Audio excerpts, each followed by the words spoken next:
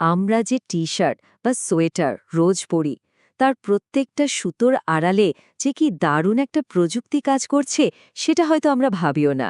তো চলুন আজ আমরা ঠিক সেই কৌশলটাকেই কাছ থেকে দেখব আর জেনে নেব ওয়েফট নিটিং এর একেবারে গোড়ার কথা। আচ্ছা, প্রশ্নটা একটু অদ্ভুত শোনাচ্ছে তাই না? কিন্তু একটা আরামদায়ক সোয়েটার আর খেলার মাঠের জন্য তৈরি আধুনিক পোশাক দুটোরই জন্ম কিন্তু একই প্রযুক্তি থেকে।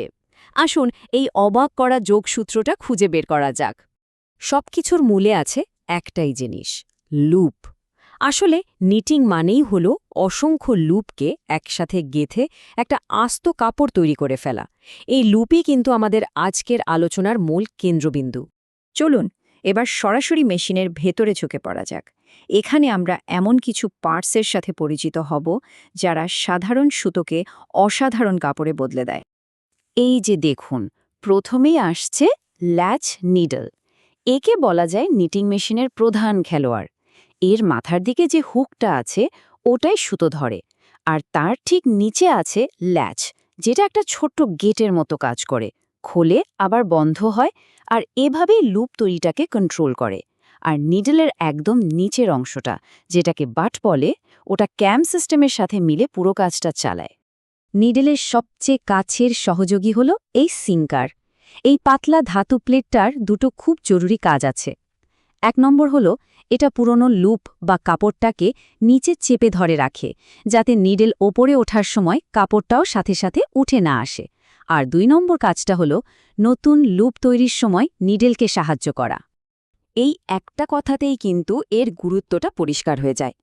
ক্যাম সিস্টেমটাকে একটা অর্কেস্ট্রা কন্ডাক্টরের সাথে তুলনা করা যেতে পারে। এটাই তার নিজের খাঁজ কাটা পথে ঘুরে ঘুরে প্রত্যেকটা নিডলকে নির্দেশ দেয় কখন ওপরে উঠতে হবে, কখন সুতো ধরতে হবে, আর কখন নিচে নামতে হবে। এই ক্যামেই কিন্তু পুরো নিটিং প্রক্রিয়াটায় একটা পারফেক্ট রিদম তৈরি করে। তো আমরা তো মূল পার্টসগুলো চিনে নিলাম। চলুন এবার দেখি কিভাবে এরা সবাই মিলে একটা নিখুঁত ছন্দে কাজ করে মাত্র একটা লুপ বা স্টিচ তৈরি করে। ব্যাপারটা অনেকটা যান্ত্রিক ব্যালের নাচের মতো। একটা লুপ তৈরি হয় মূলত 4টা ধাপে। প্রথম ধাপ ক্লিয়ারিং। এখানে নিডলটা ওপরে উঠে পুরনো লুপটাকে পথ থেকে সরিয়ে দেয়। এরপর আসে ইয়ার্ন ফিডিং, যখন ফিডার এসে নিডলের হুকে নতুন সুতো দিয়ে যায়। 3 নম্বর ধাপে, যেটাকে বলে নক ওভার, নিডল নিচে নামার সময় পুরনো লুপটা নতুন লুপের ওপর দিয়ে বাইরে চলে যায়।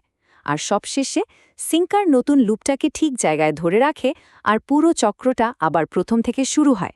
একটা লুপ কিভাবে তৈরি হয় তা তো দেখে গেল। এখন চলুন দেখি এরকম লক্ষ লক্ষ লুপ মিলেমিশে কিভাবে আমাদের পরিচিত কাপড়গুলো তৈরি করে। ওয়েফট নিটিংয়ের যে 4টি বেসিক স্ট্রাকচার আছে তার মধ্যে সবচেয়ে কমন আর সবচেয়ে বেশি ব্যবহার হয় এই সিঙ্গেল জার্সি। আমরা প্রতিদিন যে টি-শার্ট পরি তার বেশিরভাগই কিন্তু এই কাপড়ে তৈরি। সিঙ্গল জার্সি কাপড়ের দুটো দিক দেখতে কিন্তু 2 রকম। এর সামনের দিকটা, যেটাকে বলে টেকনিক্যাল ফেস, সেটা বেশ মসৃণ হয়, আর সেখানে ছোট ছোট ভি শেপের ডিজাইন দেখা যায়। আর যদি উল্টো দিকটা দেখেন, মানে টেকনিক্যাল ব্যাক, সেখানে দেখবেন অর্ধবৃত্তাকার লুপের মতো গঠন। আমাদের হাতের কাছে যে কোনো টি-শার্ট খেয়াল করলেই এই পার্থক্যটা কিন্তু বোঝা যায়।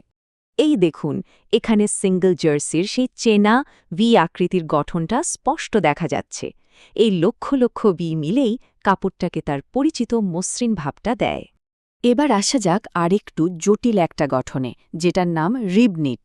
ওয়েফট নিটিংয়ের 4টে মূল কাঠামোর মধ্যে সিঙ্গল জার্সির পর এটা খুব গুরুত্বপূর্ণ। বাকি দুটো হল ইন্টারলক আর পার্ল। রিবনিট কিন্তু এর বিশেষ ধরনের এলাস্টিসিটির জন্য পরিচিত, যেটা নিডলের একটা খাস অ্যারেঞ্জমেন্টের মাধ্যমে তৈরি হয়।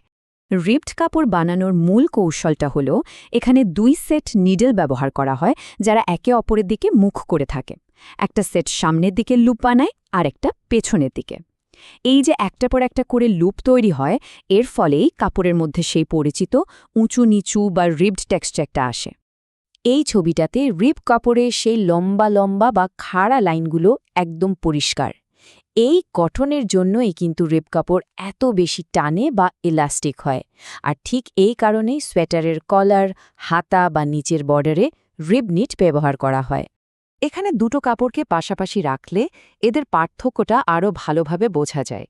বাম দিকে সিঙ্গল জার্সির ফ্ল্যাট মসৃণ ভি শেপ, আর ডান দিকে রিব নেটের স্পষ্ট খাড়া লাইনগুলো। ভাবা যায় শুধু নিডলের অ্যারেঞ্জমেন্ট একটু বদলে দিয়েই দুটো সম্পূর্ণ আলাদা দেখতে কাপড় তৈরি হয়ে গেল। একটা লুপ থেকে শুরু করে পুরো কাপড় তৈরির যাত্রাটা তো দেখা হলো। এবার চলুন একটু বড় করে ভাবি আর দেখি এই সহজ প্রযুক্তিটা কিভাবে আমাদের চারপাশের পৃথিবীকে বুনে চলেছে। আমাদের জামা কাপড় থেকে শুরু করে মেডিকেলের জন্য তৈরি বিশেষ কাপড়, এমনকি গাড়ির সিট কভার, সব জায়গায় ওয়েফট নিটিং প্রযুক্তির ছোঁয়া আছে। একটা সাধারণ লুপ তৈরির প্রক্রিয়া কিভাবে যে আমাদের পৃথিবীকে নানাভাবে বুনে চলেছে তা সত্যিই অবাক করার মতো। এই প্রযুক্তি কিন্তু থেমে নেই, এটা ক্রমাগত উন্নত হচ্ছে।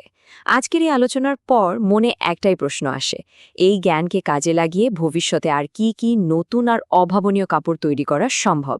এর সম্ভাবনা সত্যিই অসীম।